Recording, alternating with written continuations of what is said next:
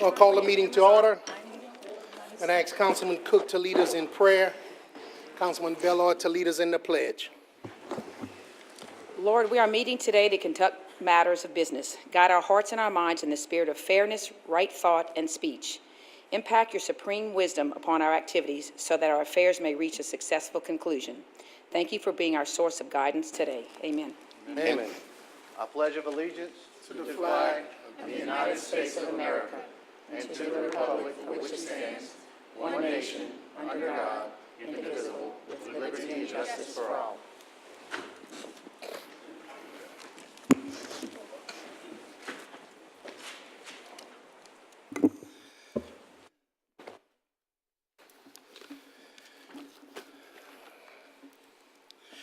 We welcome you to the City Parish Council meeting. We, as your representatives in the Lafayette Consolidated Government, welcome your involvement and encourage your participation. This meeting is a public hearing. If you wish to address the council on any item on this agenda, please fill out a blue request to address the council form noting the agenda item number. The blue form is available to you in the foyer and should be submitted to the council clerk, Ms. Veronica L. Williams, seated to my left in the middle prior to the call of the agenda item. It is important to fill out the blue form completely and note the specific agenda item number about which you wish to speak. If the card is not completely filled out or is not legible to the clerk, you will not be given the opportunity to speak. If you have materials you wish to submit to the council, please give those to Ms. Williams along with your blue form. In an effort to allow everyone an opportunity to be heard, the 5-minute rule will be in effect. Speakers shall refrain from debating, personal attacks, and from making confrontational or derogatory comments. I am requesting that the first row to my left be used for media only. Lastly, food and drinks are not allowed in the auditorium, and all phones and electronic devices shall be silenced from this point forward. I am also requesting that anyone who approaches the council state their name and title for the official record. Meeting procedures are by resolution and not by Robert's Rules of Orders. Documents including agendas, ordinances, resolutions, and minutes related to this meeting are posted online at www.lafayettela.gov or refer to the web address on the top of the agenda. The council encourages your involvement and participation by volunteering for boards and commissions. If you are interested in finding out which board suits your interests, call 291-8800 or pick up a pamphlet at the door. Now I'm going to give you my chair announcements. Due to the Independence Day holiday, the LPUA in-council meetings in the months of July and August, which we are now observing, will be conducted on the second and fourth Tuesdays of each month. We will return to our typical first and third Tuesday in September. Introductory of budget will be on Tuesday, August the 1st, 2017 at 5:30 p.m. during a special meeting here at Lafayette City Parish Council Auditorium. Budget reviews will begin on Thursday, August the 3rd, 2017 at 1 p.m. Everyone is invited to attend. Members, item number 5, Resolution 027-2017, Lafayette Municipal Fire and Police Civil Service Board has been deferred indefinitely at the request of the fire chief to allow additional discussion with the administration. Members, item number 6, Resolution 028-2017, issuance of utilities revenue refunding bonds has a proposed amendment as per legal, revising language in Section 5 regarding reimbursement of expense fee.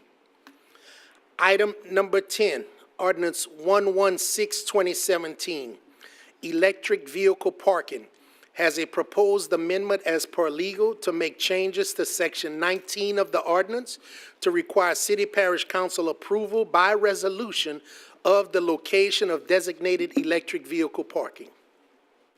Item number 21, intro item, Ordinance 123-2017, Legion Fields Drive rezoning has been deferred until July the 25th meeting at the request of Planning, Zoning, and Development to allow additional discussions with affected property owners. Item number 27, Ordinance 129-2017, Petco Foundation Animal Shelter donation has been deferred until July the 25th meeting at the request of the Mayor President's office, which will coordinate with another intro ordinance on July the 25th. There's a number of items, again, item 5, 6, 10, 21, and 27. Remind all, immediately following the regular council meeting, there is a Lafayette Public Power Authority meeting. So there is a meeting immediately following our council meeting. I would like to wish Robert Benoit, Lafayette Fire Chief, a happy birthday, which he celebrates today, July the 11th. Chief Benoit, is he with us today? No? He's celebrating, okay. Okay. Yeah. Also, on July the 25th at 10 o'clock a.m., that will be a rededication of Precinct 4 on Moss Street due to significant changes that have been made there. We want to invite the public out. That's on Tuesday, July the 25th, beginning at 10 o'clock, going into 24-hour operation, as well as the designation of the exchange zone and a few other amenities and features that we would like the public to be aware of. Those are all the announcements I have at this time. At this time, I open the floor for council announcements. Any council members with announcements? Seeing none, we're going to now go to the executive president's report. Mayor President Robideau. Thank you, Mr. Chairman. The only thing I have is I wanted to publicly thank one of our longer-serving employees. I'm not sure if anybody has served any longer than Mike Fall. I think he came to Lafayette Parish government in 1974 and has worked in just about every capacity that you could imagine. And in 74, I don't think there was a few councilmen that were born at that time, but that's a compliment. And so Mike, of course, has been with parish government, then they, through consolidation, and then certainly most recently, as most of us know, he's, been our drainage superintendent for the last several years and has an unbelievable ability to know where every ditch is, what neighborhoods they drain, and if you call him on the phone to talk about a constituent issue, he'll know exactly what you're talking about without having to pull up a map. And it's bittersweet for me, but I'm trying to not hang a lip here. And when I congratulate him on his retirement, after 40-something years,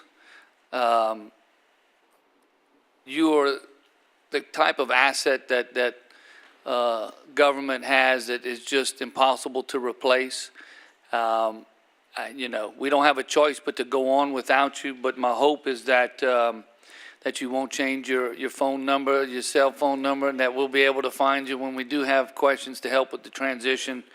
But from my office and the short 18 or so months that we've had to work with you, thank you so much. I appreciate all the help recently with the drainage, especially since the August flood event, because I learned more about drainage from you in 18 months than I think I could have over the course of my lifetime. And so for that, we're very appreciative.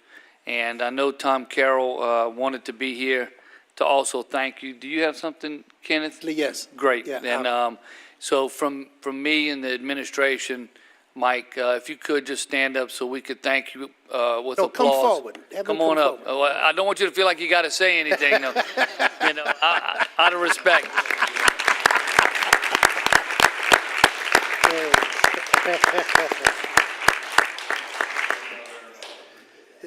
Mike, just you're not gonna have to talk. Just step up to that podium, just to make it look official. Because, Mr. Mayor, continue. No. I think you have a statement from Tom. Absolutely. Before I read what I received, it comes with the territory. I know myself, but probably every council member up here has done some walking with you, evaluating projects and why something should be done a certain way. I've had that great honor on numerous occasions, looking at coulees and ditches and just other draining issues. And we always say everybody's replaceable, and we'll accept that. But as the mayor has indicated, the value that you have brought to this government, both the city, the parish, and the consolidated government, is just unspeakable, and we just can't say thank you enough. But I have something I would like to read to you. I did receive a message from Tom Carroll, former Public Works Director, today, and I'm going to read it on his behalf as he has approved and asked that I do so. He says, Mr. Boudreau, I hope all is going well for you, your family, and all you serve.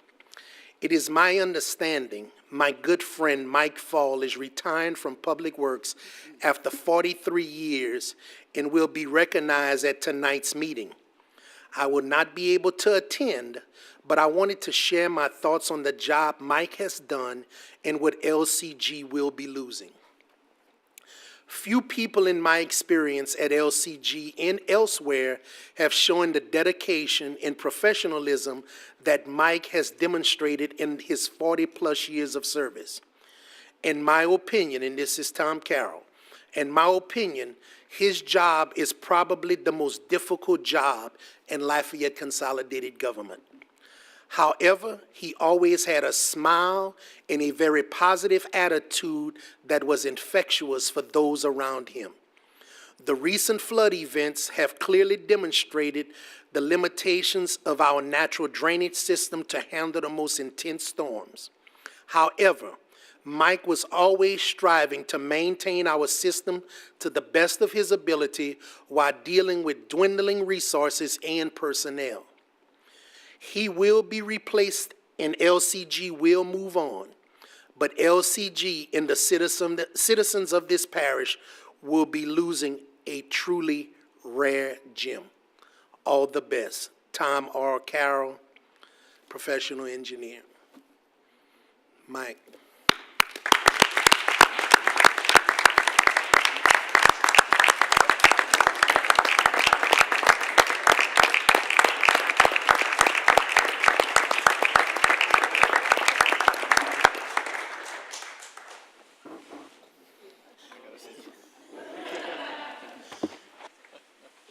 Mike, they got some folks who want to address you. Look, this is what star status is all about.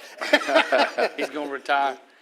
He's going to retire a day early if we make him get on that mic, so. Yeah. I want him till Friday. Please Mr. don't. Nakin. Yes, I just wanted to say, Mr. Mike, in my short term here in the last 5-6 years, you were very instrumental in helping me understand my district, District 1, and understanding the coulees and the difficulties that we have in draining that district. And you've met with me several times.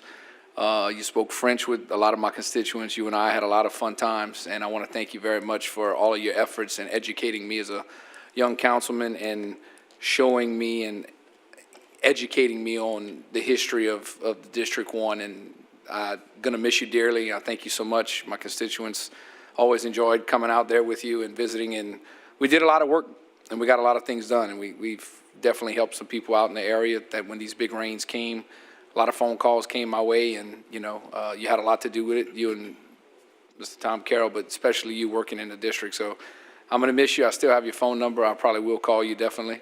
But you have a good retirement. You deserve it. You work very hard, and you're a great man, and I appreciate working with you. Best of all.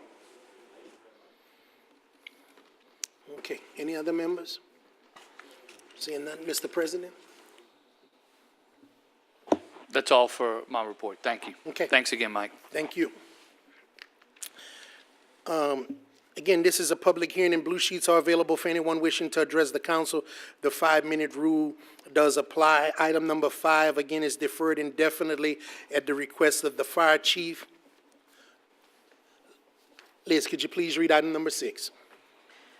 Resolution 28, 2017, a resolution of the Lafayette City Parish Council giving preliminary approval to the issuance of utility revenue refunding bonds of the City of Lafayette, State of Louisiana, in total amount not exceeding $70 million, authorizing the officials of the City of Lafayette to proceed with the preparation of the documents required for the issuance of such utility revenue refund bonds, applying to the State Bond Commission for consent and authority to issue such refunding bonds, and providing for other matters in connection therewith. Motion by Conk, second by Nakam.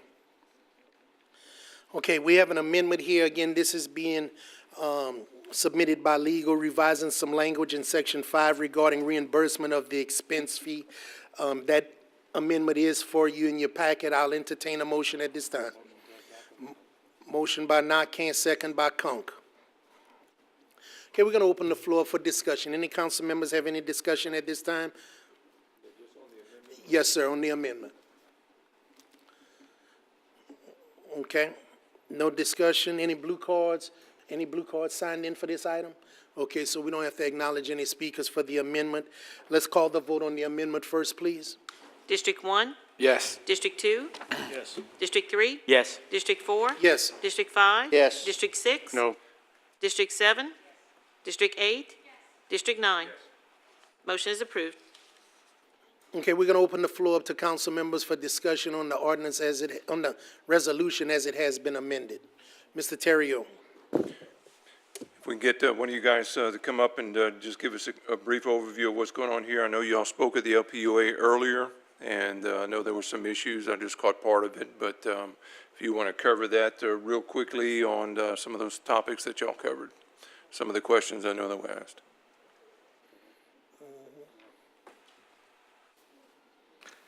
Good evening. I'm Lee Bresser with Raymond James. I'll discuss some of the financial aspects of the transaction, and then Mr. Osborne can talk about some of the legal issues if y'all have questions.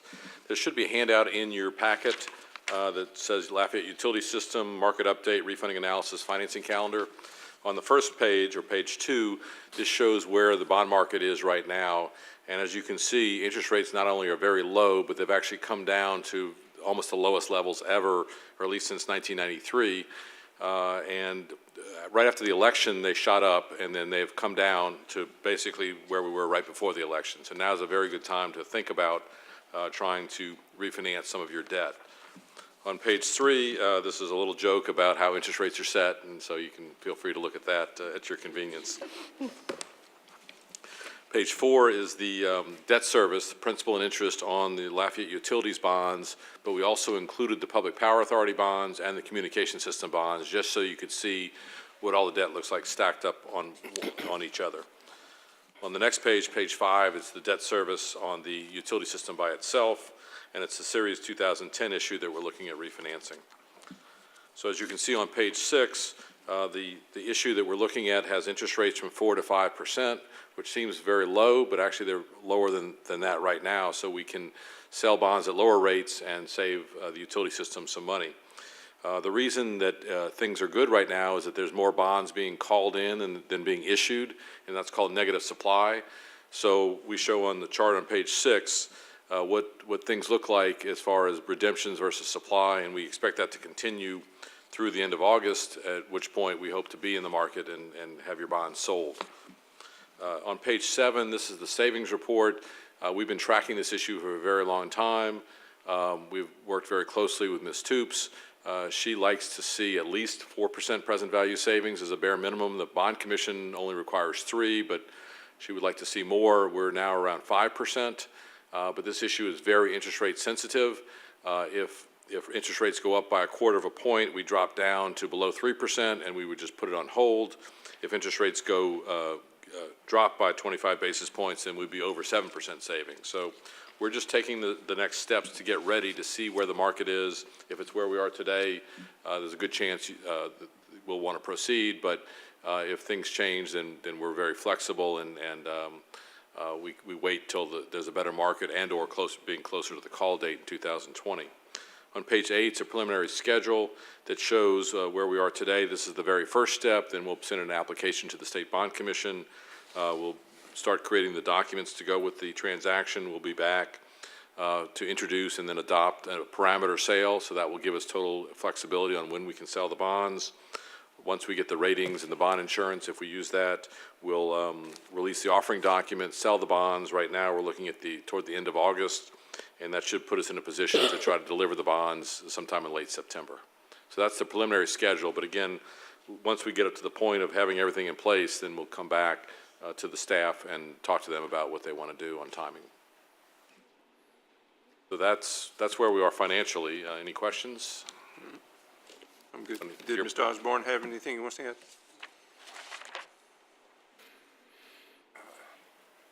This is just the first step that you'll be asked to make, and the main part of it is applying to the State Bond Commission. As you know, you can't borrow any money, issue any debt without the consent and approval of the State Bond Commission, and so that requires a vote of the governing authority of the city in order to do so.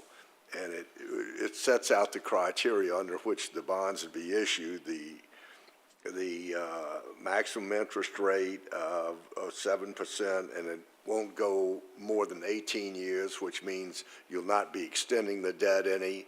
It'll be the same as it is now, except it'll be at a lower interest rate and require a smaller payment to pay it off.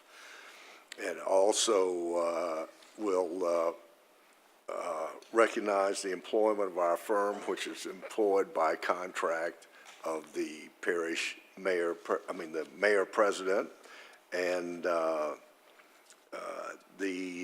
also designates Mr. Bressler's firm, Raymond James and Associates, as the underwriter for the issue. And right now, this is going to obligate the city to spend $100 because that's the application fee to the State Bond Commission. And if the issue is, if the market turns off and it turns out the issue can't be done at a substantial enough savings so that the administration can recommend it to you, that the professionals connected with this go away and there's no fees or expenses charged to the city. Very good. Thank you so much. If you don't mind, when you get a chance to, which I normally ask, if you could email me an official statement.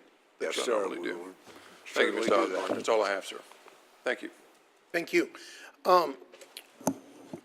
Before we go further, we need to let the record be changed on the vote. There was a misvote that took place on the amendment that was offered.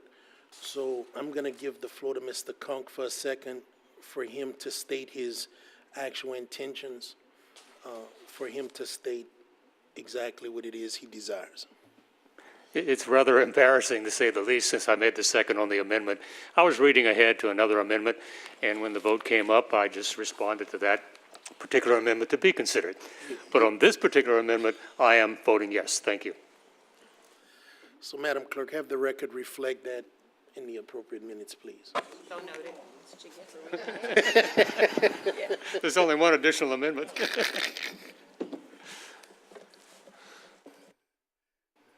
Okay. Any other council discussion? Okay, seeing none, any blue cards for the record? Okay, well, we're going to vote on the resolution as amended, please. District 1? Yes. District 2? Yes. District 3? Yes. District 4? Yes. District 5? District 6? Yes. District 7? In your mic. District 8? District 9? Motion is approved as amended. We'll now move to ordinances for final adoption. Again, this is a public hearing. Blue sheets are available for anyone wishing to address the council. The 5-minute rule does apply. Liz, item 7, please. Ordinance 113, 2017. An ordinance of the Lafayette City Parish Council declaring the building and structure located at 1244 Southwest Evangeline Thruway, Lafayette, Louisiana, owned by Frank Clayton Catalon, care of Gerald J. Block, attorney appointed, to be dilapidated and dangerous to the public welfare, and ordering the condemnation of same. Motion by Nakam, second by Castile. Council discussion. Seeing none, any blue cards? Yes, sir. Call the vote. District 2? Yes. District 3? Yes. Yes. District 5? Yes. District 6? District 7? Yes. District 8? Yes. District 9? District 1? Yes. Motion is approved. Ordinance 114, 2017. An ordinance of the Lafayette City Parish Council approving the appointment of James Baller and Baller Stokes and Light, P.C. as special counsel and authorizing the execution of a contract with special counsel. Motion by Conk, second by Nakam. Mr. Terrio. Mr. Escott, I don't know, it shows legal here. Would you be the one that would fill us in on why this particular council is being initiated? Yes, we have issues involving what's called small cell deployment issues that have been certain private companies as well as LUS have issues related to the use of existing servitudes, pole placements inside servitudes, and there is a nationwide issue growing regarding small cell deployment where these companies want to come in and attach to poles or other structures, and how local municipal governments deal with and manage those types of arrangements, how they recover whatever costs are related to that, and what type of franchise fees, if any, are related to that. Mr. Ballar's firm, based on conversations with the previous city parish attorney, Mr. Hebert, who had done some previous work with Ballar's firm, which is housed in Washington, D.C., is known as one of the nation's leading law firms on these types of issues, and apparently is currently involved in those issues for other municipalities. And in working with Mr. Hebert on this issue, it became readily apparent that to utilize his services, his knowledge, his expertise would be the best way to place LCG in the best position to make sure that we were addressing these issues appropriately. If we're utilizing his services, as you say, I mean, we're bringing them up, I mean, do we have a major issue that we're trying to resolve on the local level, or is it No, so there's no particular unique circumstance, I guess, to LCG, although there are common issues, I believe, across the board related to franchise fees issues. And I think there are, and again, I apologize for not being the expert in this field, but from what I'm told, there is currently an ongoing debate at the federal level as to whether or not these small cell deployment issues are going to be taken away from local governing authorities, and what, if anything, is going to remain, and how that's all going to dovetail into what we can and can't do, and how we position ourselves on those issues. Thank you, Mr. Escott. That's all I have, sir. Thank you. Any other council discussion? There is none. Any blue cards? Please call the vote. District 3? Yes. District 4? Yes. District 5? Yes. District 6? Yes. District 7? District 8? District 9? District 1? Yes. District 2? Motion is approved. Ordinance 115, 2017. An ordinance of the Lafayette City Parish Council amending the fiscal year 16-17 capital budget of the Lafayette City Parish Consolidated Government by transferring $3,639,990 from the North St. Antoine Street Extension Project to the Urban Street Reconstruction Project within the Public Works Department to facilitate the expenditure of earlier issued bond funds. Motion by Nakam, second by Cook. Council discussion. Mr. Lewis. Yes, on this particular item there, the North St. Antoine, there's some funds that's being redirected. That is the district that I represent, that I have a few questions, and I did talk with a few, I spoke with the mayor, and I also spoke with Mr. Mitch. He's here now. I'd like him to explain to us, especially what he explained to me, the necessary reason why it is necessary to remove these funds. From understanding, I do know some bond funds, that beacon funds, that if the city does not use those funds, there will be a penalty. But again, I just want to reassure that these funds will come back to the North St. Antoine extension, and also these funds are being reallocated to do some projects that District 3 will get some of these projects done as well. I just want to make sure that the funds are not being used somewhere else, but some of these funds will be directed to District 3, some projects that are, as people say, shovel-ready. I do know that North St. Antoine is not shovel-ready, but I do believe that, and I have all the faith that you guys will get it partially ready for the spring of 2018. 2018. And I'd like Mr. Mitchell to explain to the audience and the people that's listening on AOC and the rest of the council to let them know that what's going on for me to support it. Thank you.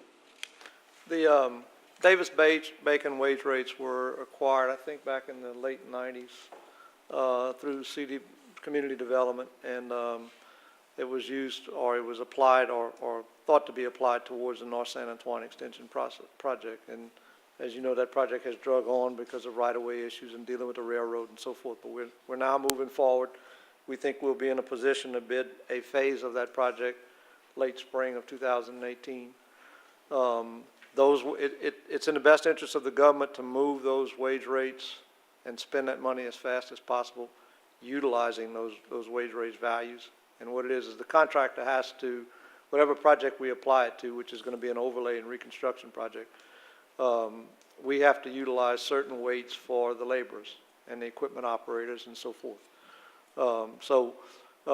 That is the plan. We're going to put it in the overlay reconstruction project. It's about 22 streets, about 8.5 miles of reconstruction. In your district, it's 3 streets for about 1.2 miles of that area. It's all of West Gilman, all of East Gilman, and all of Almena. And then there's other projects. It has to occur within city limits. It can't be used outside of the city limits. So that is the process. We believe we'll be out for bid mid-October and be under construction, shortly thereafter.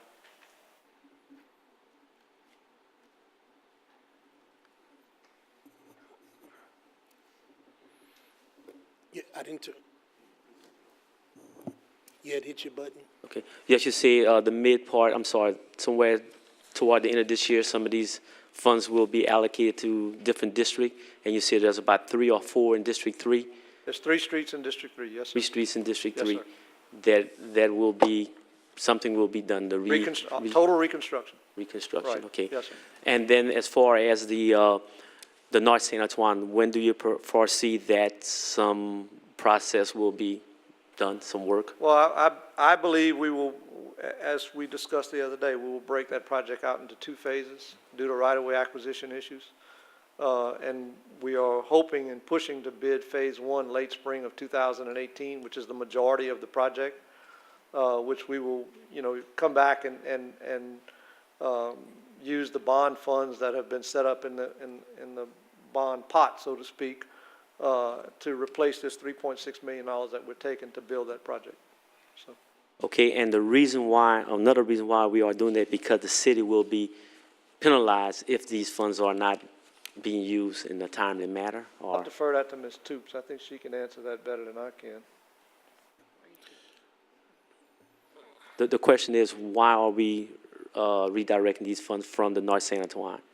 What's the importance? Is it because of the penalty of the city, or?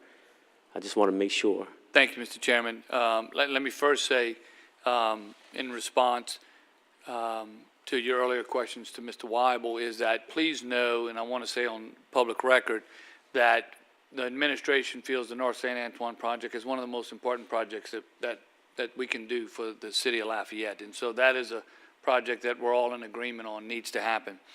As Mitch had alluded to, the original funding for that included these Build America bonds, which had these certain restrictions on it that made it very difficult to use on any big long-term type construction project.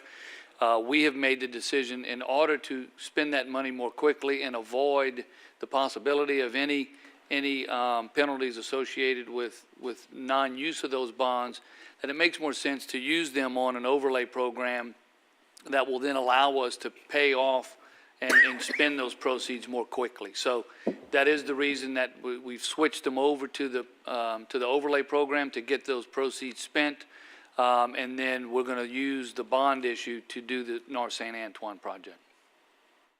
Okay. That answer?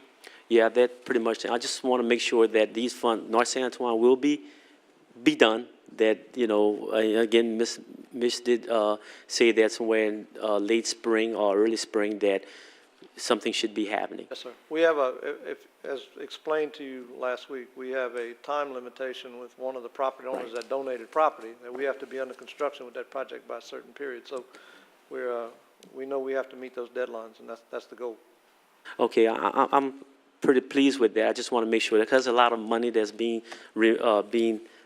removed from the district going somewhere else, but I'm also glad that you guys will do something in District 3. That was one of my main concerns, because I just don't want to see money leave in this district and go somewhere else because we are not shovel-ready. But I do know there are some projects that can be shovel-ready in a matter of time, so I'm glad you identified that, and I'm sure my constituents are listening, and I'm pretty pleased with that.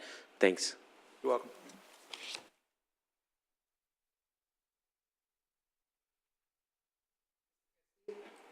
Mitch, you know you can't get away, man. Every time you Mr. come up here, I Waddle, need if to you don't you mind, have to talk. Before you address Mr. Castillo, can you just identify yourself for our recording, please? Public Works. Can you send me a copy of that list of overlays that you're talking about in the urban project? That we're moving for the Davis-Bacon wage rate? Yes. Yes, sir. That's all I need. Thank you. No problem. Send it to the clerk and have the clerk send it to all council members, please. Will do. No problem. They got 3 more requests to my. The city folks want to know what's going on. So,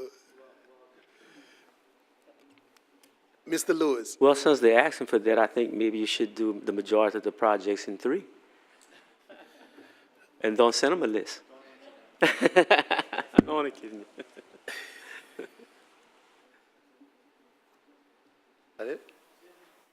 Thank you. See no other council discussion. Any blue cards on this matter? We do have one speaker, Stephanie Cornet Dugan. Thank you. Okay, let's call the vote. District 4? Yes. District 5? Yes. District 6? Yes. District 7? Yes. District 8? Yes. District 9? District 1? Yes. District 2? District 3?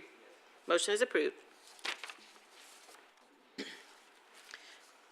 Ordinance 116, 2017, an ordinance of the Lafayette City Parish Council amending the Lafayette City Parish Consolidated Government Code of Ordinances, Chapter 86, Traffic and Vehicles, Article 1 in general, Section 86-1 Definitions, Article 9 Stopping, Standing, and Parking Regulations, Division 1 Generally, Division 2 Parking Meters, Division 3 Enforcement of Parking Regulations, and Division 4 Parking Garages and Surface Lots, authorizing the Director of Public Works to establish parking fees within specified ranges and authorizing the use of new technology for metering and regulations of public parking, and enacting Division 8 Electric Vehicle Parking of Chapter 86, Article 9, authorizing and regulating public parking spaces with charging stations for electric vehicles.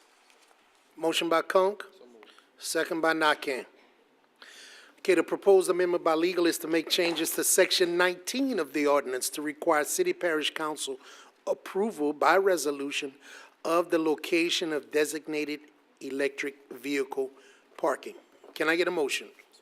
Motion by Nakam, second by Lewis. Thank you, gentlemen. We're going to open up the floor for discussion on the amendment. Council members, discussion on the amendment.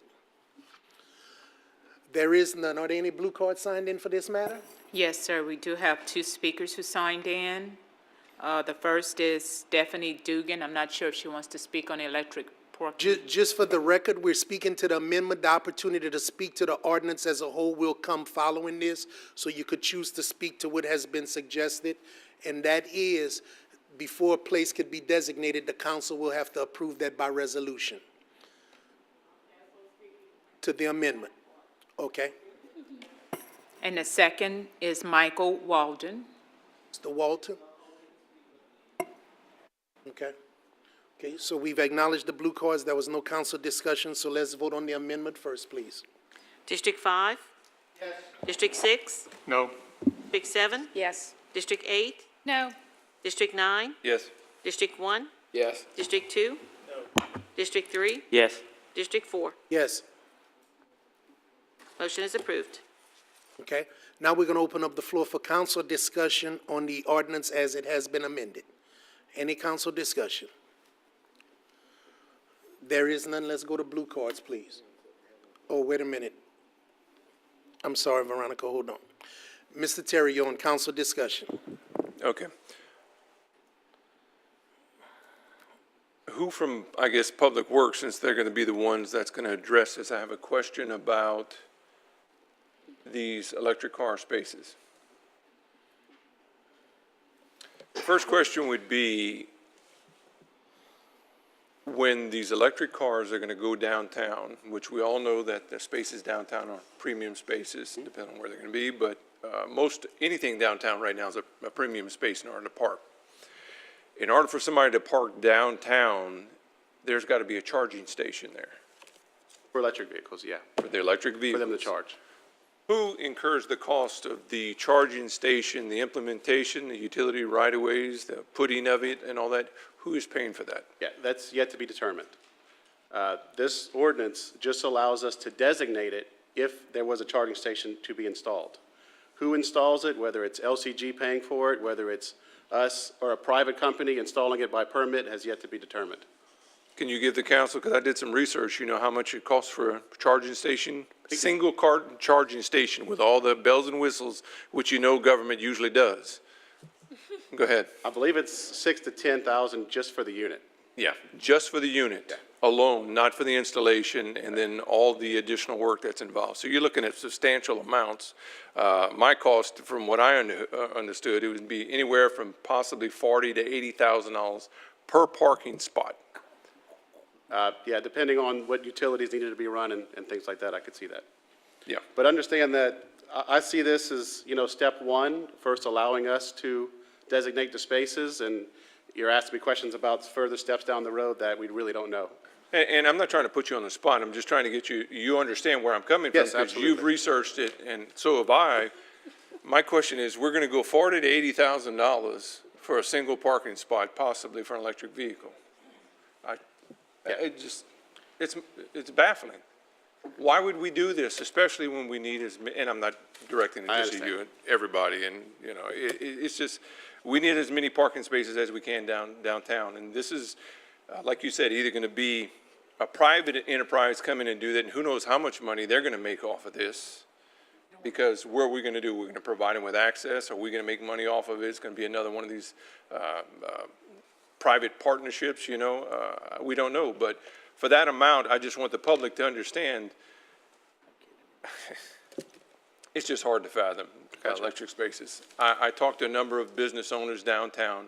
They themselves don't know anybody with electric cars. So they're finding it very hard and difficult to understand why this is being added to this particular ordinance. And the second part of this is, may I ask, who added the ordinance?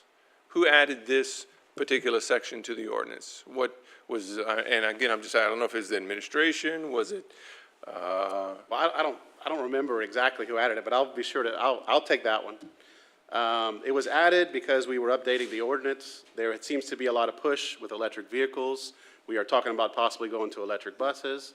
We had casual conversation with an electric taxi company. That was just casual conversation. It appears to be that electric vehicles are the future, and they're not going anywhere, and the ability to incentivize them with charging stations downtown, just giving us the ability to designate a spot is really, is all that's in here. That's just as simple as that, is the reason why it's in there. Did you do any research on, say, for every 1,000 cars, how many are electric? No. Gas-powered? No, 10,000? How many are electric? I didn't do any research. It's less than 0.1%.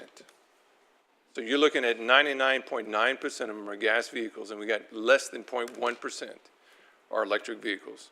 And again, I ask, we're going to spend $40,000 to $80,000 per parking spaces. And the second part is, how many of these were we looking at? Do we have any idea of No. the electric? So 10, 20, 50, 100? We don't know. Yeah. We don't know. And Right again, now, it's just designated spots. There was no master plan that said where they would be and how many they would be. That's something we'll have to figure out as time goes on. Okay, and again, I want to reiterate, I don't mean to put you on the spot, and unfortunately, you're the one that got picked to come up and answer the questions, so we had to direct them to you. But I can't support this. There's just no way. At $40,000 to $80,000 per spot, I just don't see the common sense behind doing this at this point. When we've got 50% or 25% electric vehicles and maybe 75% combustion, maybe that's something to consider. But at this point, it's just. I just don't understand it. So that's all I have. Thank you, sir. That's all I have, Mr. Chair. Thank you. Have y'all put any money in the budget yet to do this? No. So you The electric vehicle charging stations? Yeah. No. So you Not couldn't that I do know it? of, not from our department. You couldn't do it if you wanted to. No, You don't have any money to do it. no. And we approve all the money that's spent through this Yes, sir. government. Yes, sir. Ms. Hebert. Thank you, Chairman. Still here. Actually, I found this interesting, about to say Chairman, Councilman Terrio. Volvo has recently announced that they're no longer going to make gasoline vehicles only electric, and VW is shortly going to be considering to do the same thing. So while that you are absolutely correct, there are little to no that we know of. We don't know who has electric vehicles here in Lafayette, but that's the future. That's the future of where we're going. So why we're trying to be proactive. Something I wanted to mention just for the record is that I would like for us to consider whether we vote for the council to make the decision or to have Public Works make the decision on locations, to not limit it to just the downtown area, and also be sure to consider the public input of the people who actually drive the vehicles about where they would find them most useful. But of course, Agreed. also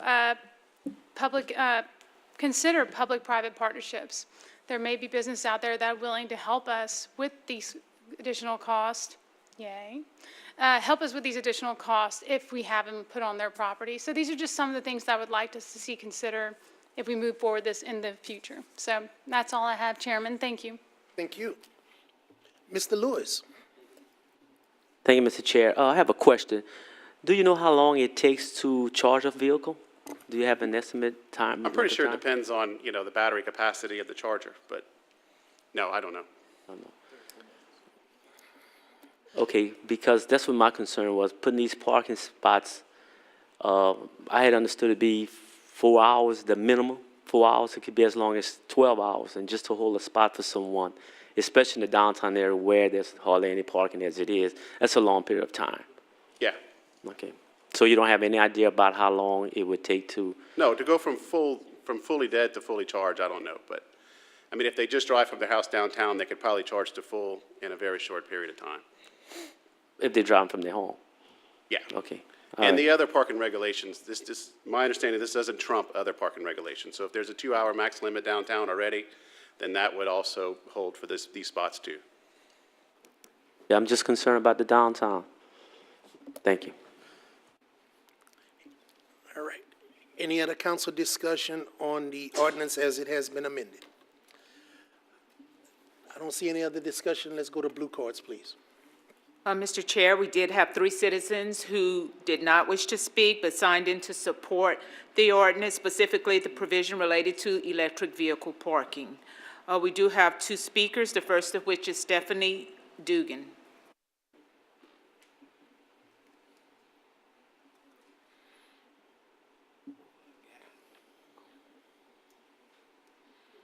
I'm not going to talk about Four Corners tonight. It is a surprise, huh? But thank you so much for allowing me to speak. My concern actually is that I have a handicap license plate. I was hit by a Mack truck. The Mack truck put the back seat right behind my head. And when I have to find a handicap parking place, and it is as difficult as it is downtown already, then we're going to be taking more parking spots away from the people that actually just need to get out of their cars and get, for instance, into the courthouse. And already we're at a disadvantage because to unload a wheelchair or a scooter of any nature is is extremely difficult. And I urge all councilmen, and actually everyone, to just take the opportunity and think when you park in a handicapped parking place, even for a minute, what difficulties that person has. My husband had to travel with me and unload my scooter. And many of these parking places are on a slant, which makes it even more difficult. The other thing is that I would like for the council to consider how many parking meters are in other areas of the city. Because I have to go downtown quite a lot as an attorney. I'm the guy that's sending somebody out there to feed my meter every 2 hours.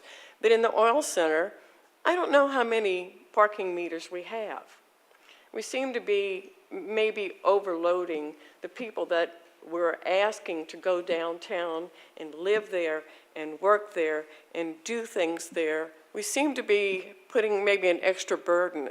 And I was also very concerned as to the flexibility of charges, because when we're busier, we can charge more. When we're not as busy, or when the parking space isn't quite so desirable, then, well, maybe we can charge a little less. So as a citizen that I'm trying to get people to go downtown and be downtown and have businesses downtown, and I paid attention to the classes where they said the urban core is where the infrastructure already is and where we need to spend our dollars because it's less expensive. We don't have urban sprawl that we have to deal with. So I would ask the council to consider these points when making your decision, especially when you're talking about putting more meters, putting more burden on these people that maybe don't make so much money. And maybe, I hate to say, River Ranch might be able to afford parking meter charges just a little bit more. So I thank you for the opportunity. Thank you. Warren, could you come see for a second, please? I think a good point was raised as it relates to handicap parking. Historically, I've understood it that those slots was determined by the number of parking spots that's available. And there's a formula. Who determines that formula? The ADA registration determines the formula. Okay, so currently we follow ADA regs as it relates to X number of regular parking spots, we must have this number of handicap spots. Does this government have the authority to designate more? Yes. In excess of? Yes. Okay. Well, let me not ask you that question. Let me ask you this question. Would you look into that and evaluate parking circumstances as it relates to handicap parking and see about the additional Downtown? Everywhere, kind of like what Councilman Hebert said, on public property? parking. Yes, not on the private properties, like the Walmarts and the stores, they have their thing, Home Depot, and whatnot. I'm talking about on public property in particular. Okay. I'm requesting that, please, that we do some form of assessment and consider increasing that number above and beyond what ADA requires for this particular issue. Yes, sir. As we go forward with other type of parking means. We can definitely do And that. become a greater walkable community. Those who are able to walk further distances, we'll just let them walk. Okay. All right, thank you so much. Next speaker, please. Final speaker, Michael Walden.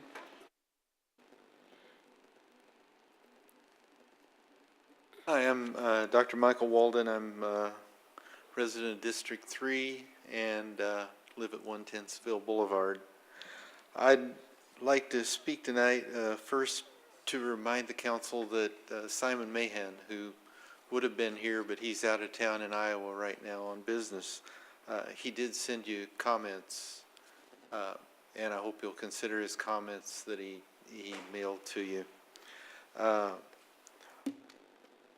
Every major city, I'm told by Simon, in Louisiana has electric car charging. That's New Orleans, Baton Rouge, Shreveport, Alexandria, Lake Charles. We're the big exception now that we don't have any. Last summer, when I was traveling and vacationing in Floyd, Virginia, which has one stoplight. They also have an electric car charging station. These are becoming common. In Lafayette, an electric car club has just started with people, especially mostly people who are interested in buying electric cars and learning from each other about buying electric cars. When the first meeting happened, we filled the room. It was at a CC's, and you could hardly get a seat at the CC's. There was so much interest in it. Volvo, as was stated by Councilwoman Hebert, Volvo is in 2019 going to not make anything that isn't electric in some way. That will include their traditional hybrid cars, plug-in electric hybrid cars, and fully electric cars. So this is coming. It's coming soon. 2019 is just down the road.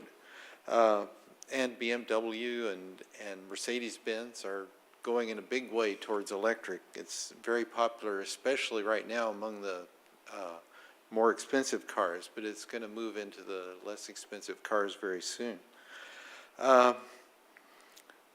Lafayette has an image of being a technologically advanced city. You know, we bring people here, we're proud of the industries that have come here that are doing software engineering and brought here, attracted here by our fiber network. I believe it will really enhance our image to have electric car charging downtown that people will see when they come to visit.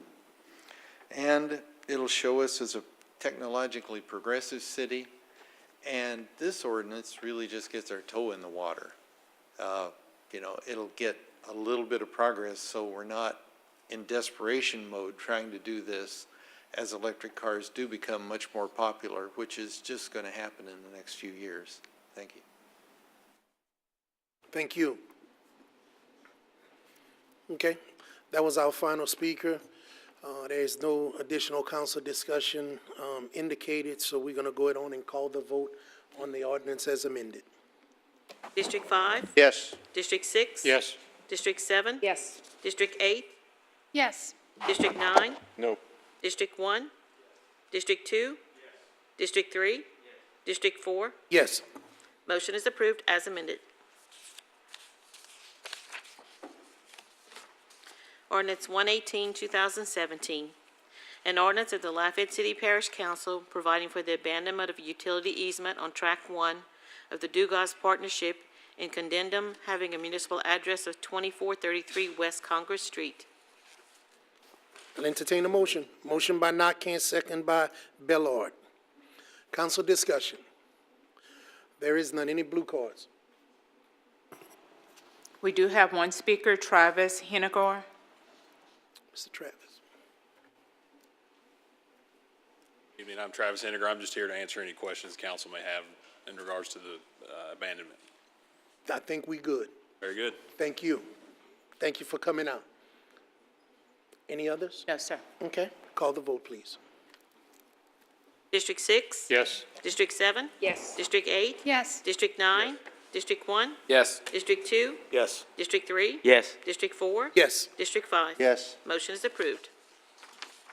Ordinance 120, 2017, an ordinance of the Lafayette City Parish Council changing certain polling locations as authorized and in accordance with applicable provisions of Louisiana Election Code, LARS 18:1, et sec. Motion by Nakane. Second by Lewis.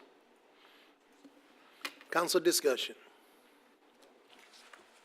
There is none. Any blue cards? We do have one speaker, Wallace Senegal. Mr. Senegal?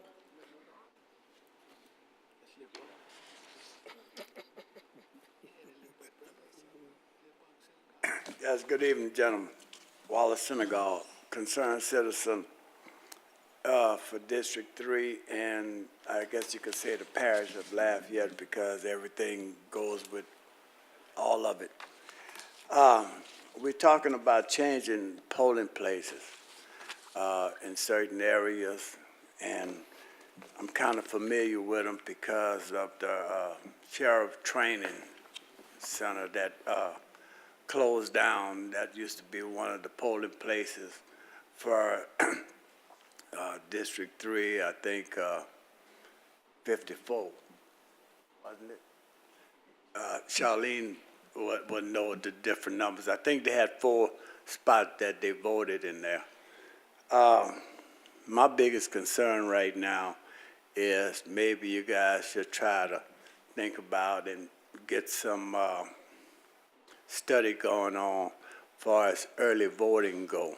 You know, we have one early voting spot, that's 1010 Lafayette Street, and sometimes it's overcrowded, overpacked. It all depends on what kind of election it is.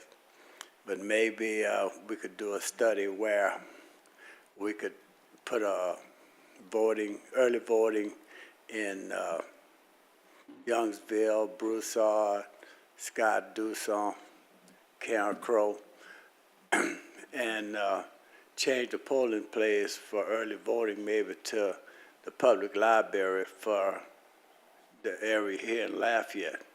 So I would like, I brought this up to you guys, so maybe I could do a little study, see if it's possible that it can be done. And I thank you guys for allowing me this time. All right. Thank you, Mr. Senegal. I could tell you that actually what you're asking for has started, and the register, who I know you have a really good relationship with, has been in communication with the Secretary of State as well, looking at the cost factors, the machine issues, the workers' issues, and other things, but that is actually ongoing as we speak. So as soon as information is able to be made public for a consideration, you'll be one of the first to know.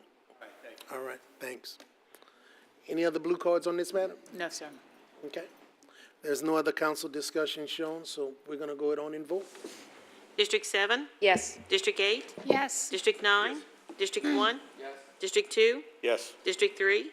District 4? Yes. District 5? Yes. District 6? Yes. Motion is approved.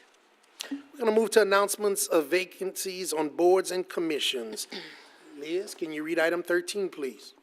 Due to resignation, a vacancy exists on the Industrial Development Board for 2 years and 6 months, the remainder of an unexpired 6-year term. Individuals wishing to submit a resume for the above volunteer vacancy must be a registered voter and a resident of Lafayette Parish. Yearly ethics training for all appointees is required, as is financial disclosure under certain circumstances.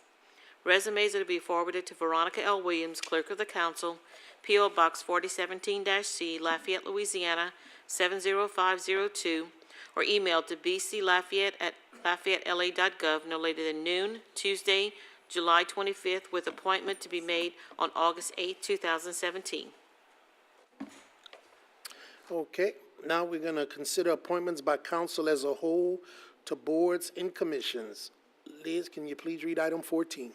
Appointment to the Bayou Vermilion District for 1 year and 3 months, the remainder of an unexpired 4-year term. Okay, members, we have 5 individuals who submitted resumes for this consideration, one being John Bienvenu, Emily Borgon, Michael Matt, Zachary McNeil, or David Slinnon. Mr. Castillo. I'd like to nominate Zachary McNeil. Okay, McNeil has been nominated. Mr. Terrio. Mike Mott. Or Matt, as usual. Mott. Yeah, M-A-T-T-E. Has been nominated. Any other members? Okay, we're going to close those nominations. We have a vote on McNeil or Mott. We're going to ask that when your district number is called, you state the name for the record, please. District 8? District 9? What? District 1? District 2? District 3? District 4? McNeil. District 5? District 6? District 7? Zachary McNeil has been appointed. Okay, Liz, please read item number 15. Appointment to the Evangeline Thruway Redevelopment Team for 2 years and 6 months, the remainder of an unexpired 4-year term. Okay, there were 5 resumes received for this one as well for consideration, and they are Tanya Bolden Ball, Bradley E. Black, Shelton J. Cobb, John Lewis, or Michael Matt. Mr. Castillo. I'd like to nominate Shelton Cobb. Cobb has been nominated. Mr. Terrio. Matt? Matt has been nominated. I'm going to acknowledge you, Mr. Robideau, but you can't nominate anybody. Thank you. Just when I heard Mr. Cobb's name, he's one of my appointments to the Housing Authority, and somewhere in the recesses of my mind, I wonder if you can serve on 2 boards, and so I know I'm throwing a wrench. I should have noticed this before, and I apologize.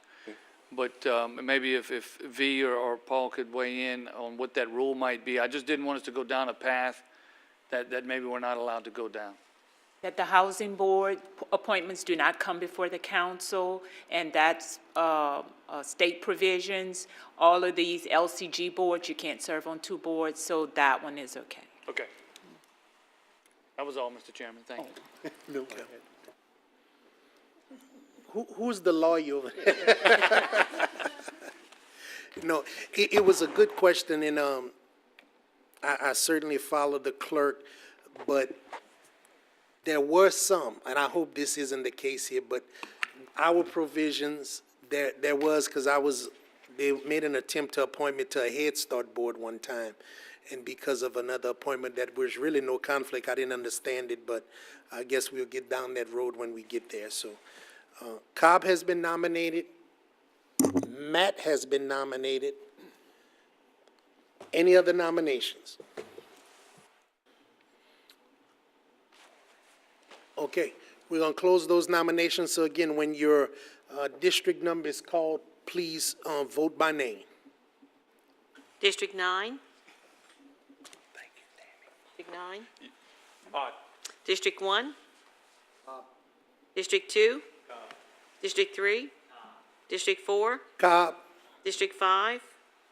District 6? District 7? District 8? Sheldon Cobb has been appointed. Now we will move to appointments by council members, mayor, president, and/or any other direct appointing authority. Liz, can you please read items 16 through 18? District 8, Liz Webb Abear appoints Stanley Messenger to the Lafayette Advisory Commission on Crime Prevention for a 4-year term, effective on April 1st, 2017. Lafayette Chief of Police Toby Aguilard appoints Captain Randy Miller to the Alarm Review Board for 1 year and 6 months, the remainder of an unexpired term, effective June 22nd, 2017.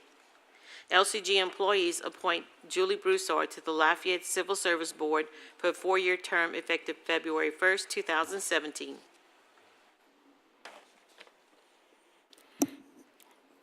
That's all of them? It was quick. Now we're going to move to introductory ordinances. Reminder that item number 21 and item 27 has been deferred until the July 25th meeting. Therefore, all other items are up for consideration to be taken in global. Would somebody be willing? Nake and Castile.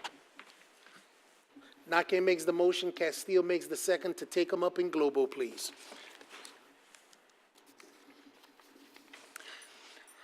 Ordinance 121, 2017, an ordinance of the Lafayette City Parish Council amending the Unified Development Code so as to reclassify the properties of Glenn Perrette, case number ZON 2017-21, 200 and 300 block of North Domain Avenue rezoning, located generally on the corners of Windhaven Lane and North Domain Avenue, north and south of Windhaven Lane and west of North Domain Avenue, from RS1 Residential Single Family to MN1 Mixed Use Neighborhood.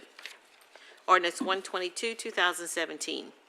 An ordinance of the Lafayette City Parish Council amending the Unified Development Code so as to reclassify the property of Nonette Trahan, case number ZON 2017-22, 821 Rue de Bellier rezoning, located generally west of Rue de Bellier, south of West Congress Street, and north of Nazita Lane, from CH1 Commercial Heavy to RS1 Residential Single Family.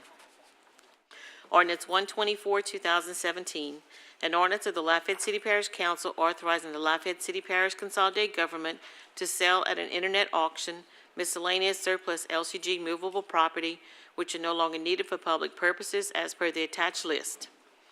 Ordinance 125, 2017, an ordinance of the Lafayette City Parish Council authorizing the Lafayette City Parish Consolidated Government to sell at an internet auction miscellaneous surplus LUS Fiber movable property which are no longer needed for public purposes as per the attached list.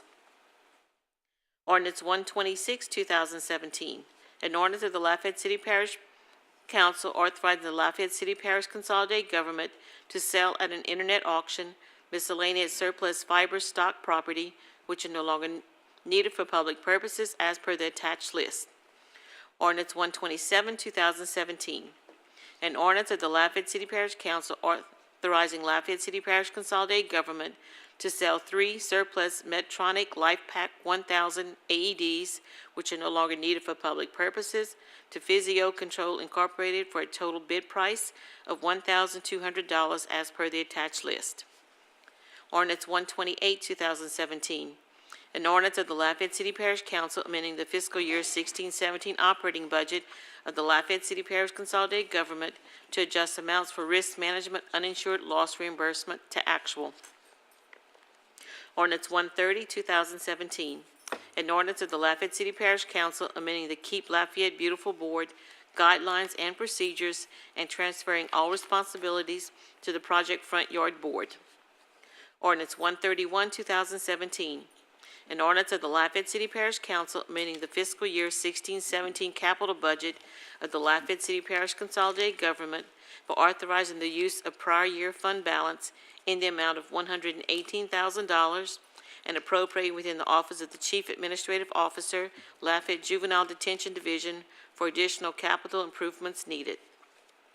Ordinance 132, 2017, an ordinance of the Lafayette City Parish Council authorizing the Lafayette Mayor President to enter into negotiations and initiate such preliminary legal processes as may be required to enter into a lease agreement relative to that certain portion of the building known as the Public Safety Building owned by Lafayette City Parish Consolidated Government and located in the Clifton Chenier Community Service Center at 220 West Willow Street, Building D, Lafayette, Louisiana, to execute any documents necessary, convenient, or desirable to accomplish the purposes specified herein and to provide for other matters related thereto.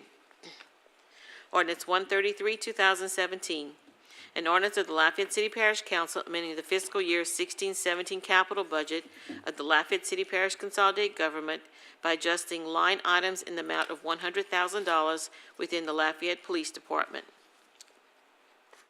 Ordinance 134, 2017, an ordinance of the Lafayette City Parish Council amending the fiscal year 16-17 operating budget of the Lafayette City Parish Consolidated Government by increasing revenues in the amount of $7,676.88 received from the U.S. Department of Justice, United States Marshals Service, and appropriated within the Lafayette Police Department.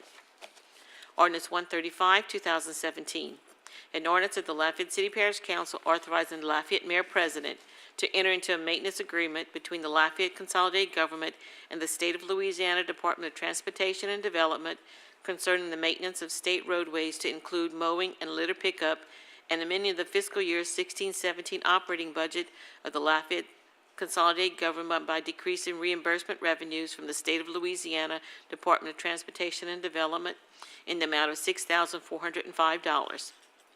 Ordinance 136, 2017, an ordinance of the Lafayette City Parish Council amending the fiscal year 16-17 capital budget of the Lafayette City Parish Consolidated Government by transferring $35,152 from the RPL AC Units Fire Department Phase 2 project to the building renovations repairs for various LCG building and repair projects managed by the Public Works Department Facilities Maintenance Division. Ordinance 137, 2017, an ordinance of the Lafayette City Parish Council authorizing and approving an application for funding from the Louisiana Department of Environmental Quality, Water Revolving Loan Fund. Ordinance 138, 2017. An ordinance of the Lafayette City Parish Council authorizing the Lafayette Mayor President